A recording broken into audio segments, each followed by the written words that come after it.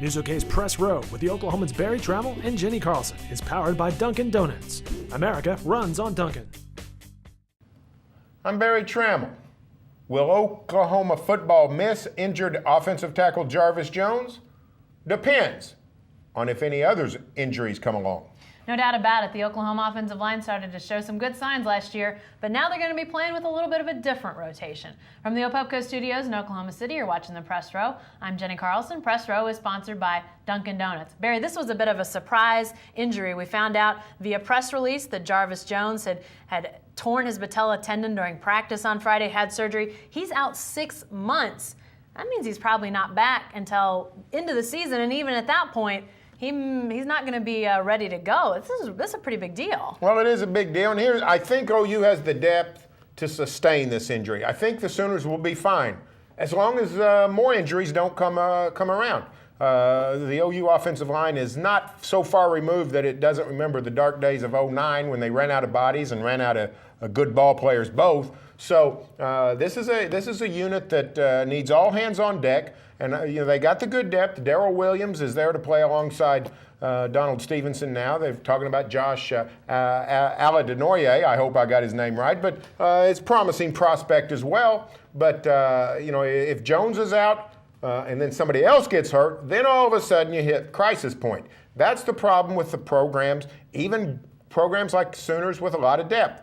You can take one injury, but if you start taking 2 or 3 at a certain area, that's when you have problems. Yeah, an offensive line, that's where you can really start to have that trickle-down effect. You get guys that really start working well together. Maybe they aren't the best 5 individual players, but together they start to work pretty well. And I think we started to see that last year with this group of offensive linemen. You really started to see that cohesion come together, which with the injuries in 2009, there was never a chance for that. They could have, had really talented players, but as many pieces as they were moving around, the chance to really get that just wasn't there. I'm not sure they have a great amount of talent right now. This is probably not one of the more talented offensive lines that they've had, but they did start to show that they were coming together last year. Now this Jarvis Jones injury, he's not going to be in the rotation during spring ball. He's going to miss the summer. He's not going to be around for that.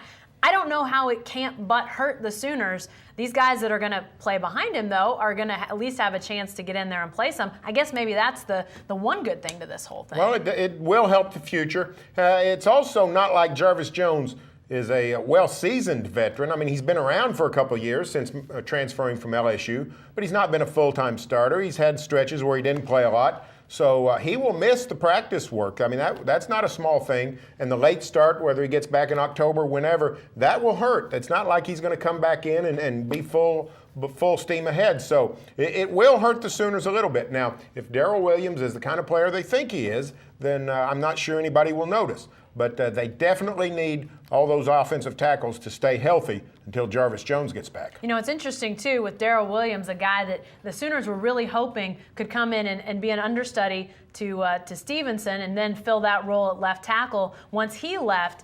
Now he's going to be looking at filling other positions. He's not going to be just focused on that left tackle spot. So, if he's super talented, maybe he handles learning both tackle spots and then is able to seamlessly go into that left tackle spot in a year in 2012. But that's going to be tough to learn one spot, to be practicing, from both positions when you're a young guy. It's a lot to throw at one guy. If he's able to do it, that's going to speak pretty highly to just how talented he is. But you lose guys and it starts to hurt you now. But in this case, if you've got a guy that you really wanted to get work at that left tackle position, and now he's got to be over working at the other position, that could hurt you a little bit down the road too, Barry. I think this is going to be a test for this Sooner offensive line. We'll have a chance to see during the spring game on the 16th where they are, but I would assume getting everybody to the end of spring without any more injuries, that's going to be pretty darn key. Hey, stay with the best coverage team anywhere at newsok.com and every day in the Oklahoma.